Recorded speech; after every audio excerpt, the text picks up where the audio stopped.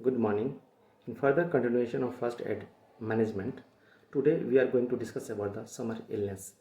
We can discuss in the summer illness three topics. One is dehydration, second one is heat stroke, and third one is the food poisonings. First of all, we have to understand the dehydrations, and first of all, we should understand the mechanism. When in summer cases, outside the environment temperatures goes to very high, 40 degree, 45 degree, 50 degrees.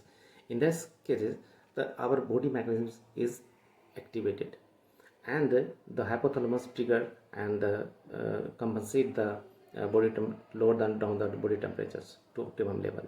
In this cases sweating occur, पसीना होना शुरू होता है, evaporate होता है, तो हमारा body temperature normalise होता है, ऑप्टिमम लेवल मेंटेन होता है. लेकिन स्वेटिंग के साथ में क्या होता है, वाटर लॉस तो होता ही है, साथ में इलेक्ट्रोलाइट का लॉस भी होता है. इस कंडीशंस में क्या होता है, बॉडी डिहाइड्रेटेड हो जाता है. तो फर्स्ट ऑफ ऑल हमको समझेंगे कि मतलब डिहाइड्रेशन का की साइन क्या है. अगर तो हम लोग देखेंगे कि पहले तो प्यास लगेगा, थर्स्ट डेवलप होगा. उसके बाद ओरल म्यूकोसा देखेंगे, ड्राइनेस होगा, टंग ड्राई होगा, ओरोफैरिंग्स ड्राई होगा. अगर यूरिन का कलर देखेंगे तो यूरिन का कलर जो होता है डार्क येलो हो जाएगा और कॉन्सेंट्रेटेड होता है. साथ में अगर न्यूरोलॉजिकल मैनिफेस्टेशन की बात करें तो डिजीनेस आ सकता है, चक्कर जैसा महसूस हो सकता है, वीकनेस हो सकता है, आपको हेडेक हो सकता है, आपको हो सकता मस्कुलर पेन भी हो सकता है. अगर फिजिकल अपीयरेंस की बात करें तो संकेन आई होगा, स्किन आपका ड्राई हो सकता है या तो स्वेटी हो सकता है, और क्या कहते हैं, आपको लेथार्जिक फील हो जाएगा, कमजोरी महसूस होगा. अब हम लोग बात करते हैं फर्स्ट एड की. तो चूंकि हमारा लॉस हुआ है वाटर का एंड इलेक्ट्रोलाइट्स का, तो उसका रिप्लेसमेंट चाहिए. दैट मीन्स हमको ORS सोल्यूशन देना है इमीडिएटली, उस पर्सन को लेनी चाहिए. और साथ ही साथ क्या कहते हैं, आपको वाटर और इलेक्ट्रोलाइट्स का सोल्यूशन लेना चाहिए. अब पेशेंट को रेस्ट करना चाहिए. तो साथ ही साथ पेशेंट को कूल प्लेस में जाना चाहिए.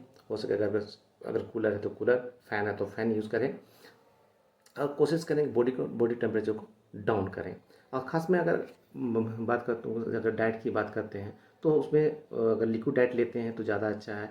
वाटरमेलन, कुकम्बर अगर फूड आइटम में ऐड करते हैं that will be more helpful. डाब पानी पीजिए, ऑरेंज जूस पीजिए, ठीक है ना. और अगर फर्दर पेशेंट को वो मेडिंग टेंडेंसी होता है या तो ज़्यादा डिहाइड्रेशन लगता है, और तो उस कंडीशन में पेशेंट को हॉस्पिटलाइज करना है. नेक्स्ट टॉपिक बात करते हैं हम लोग, हीट स्ट्रोक की बात करते हैं.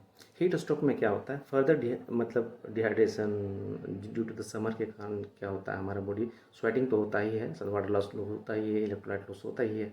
उसके साथ साथ हमारा body temperature above the 40 degree चला जाता है. अगर फ़ॉरेनहाइट की बात करते हैं तो 104 डिग्री फ़ॉरेनहाइट से एबव राइज करने जाता है. तो उस कंडीशन में हमारा बॉडी मैकेनिज्म फेल हो जाता है. तो उसको हम लोग किस तरह से एसेस कर सकते हैं. तो उस कंडीशन में क्या होता है कि साइन हम लोग अगर बात करते हैं तो पेशेंट अल्टर्ड सेंसोरियम में जा सकता है, कन्फ्यूजन हो सकता है, उसको एजिटेशन हो सकता है, इरिटेशन हो सकता है, पेशेंट को इवन तक सीजर आ सकता है, कन्वल्सन आ सकता है. तो अगर इस कंडीशन आ रहा है चूँकि इस समर में, तो you can understand that is danger chance. And उस कंडीशन में क्या होता है, हमारा स्किन जो होता है हॉट हो जाएगा, ड्राई रह सकता है, स्वेटिंग हो सकता है. अगर फिजियोलॉजी की बात करें तो रैपिड पल्स डेवलप हो सकता है, सडन पेशेंट कोलैप्स करता है.